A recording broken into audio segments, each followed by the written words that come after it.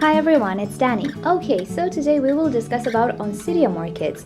Along the way, many of you have asked me how to induce a Oncidium orchid into blooming. You know, I did the video about Phalaenopsis orchids. They have a little trick to them.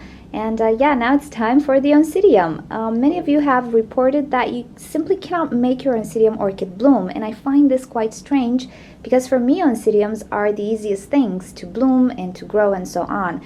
So I will start by mentioning some ideas on why your orchid might not bloom and how you can help her bloom, because unfortunately I do not believe there is a trick like with the Phalaenopsis orchid or with the Dendrobium nobile type orchids. Alrighty, let's start with sick orchids. Okay, so a sick orchid or an orchid which underwent some serious stress lately will probably not bloom because it's focusing its energy on producing new shoots and pseudobulbs and new roots. With pseudobulbs that are healthy and roots that are healthy, the orchid knows it's quite okay to produce a flower spike since it can actually grow it. An orchid which is not very healthy and very happy in its environment will most probably not bloom, because somehow in her genetic code she knows those flowers might not reach maturity and might not fulfill their purpose. So there's actually no use to bloom. So if your orchid is sick or has been sick lately, don't worry if it doesn't bloom. Just be patient and offer the best care you can until the orchid regains its strength and produces a new root system which is healthy and so on. And probably after it becomes healthy and adjusted to your environment, it will start thinking of producing flower spikes. Also, if you just purchased an Oncidium orchid out of eBay and it says it was a seedling or very young plant, maybe for a while it will not bloom because it is simply not mature enough to bloom. I have a lucky Oncidium here which managed to produce a tiny little flower spike, but this is quite rare. At this size, usually this type of Oncidium, which is a cherry baby, does not bloom. So if your orchid is very young, you just need to be patient and care for it until it will reach maturity so it's able to bloom. If, however, you have a mature Oncidium orchid which looks healthy but simply does not bloom, it might be an environmental factor. Now, the only thing that I've discovered really affects blooming is light. Oncidium orchids do like bright light. Some direct sunshine in the morning is also beneficial, but if your orchid sits in a very shady place all the time, it might not bloom. Light is actually quite necessary for an Oncidium orchid to bloom. Now, if light is not the issue, maybe you should consider temperature as well. Now, it doesn't happen with all Oncidium hybrids. There are just so many hybrids that some are more vigorous than others, but with some Oncidium orchids, if you don't provide a fluctuation between daytime and nighttime temperature, you might have some trouble reblooming your Oncidium orchid.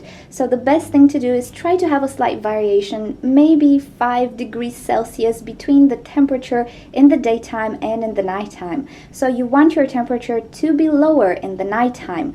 This can trigger blooming as well. So if your orchid receives everything, looks healthy, has a good root system, but it does not want to bloom, try to think of temperature and see if you have a variation between daytime and nighttime. And lastly, if you've never fertilized your orchid in any way, maybe it's time to go buy yourself an orchid fertilizer.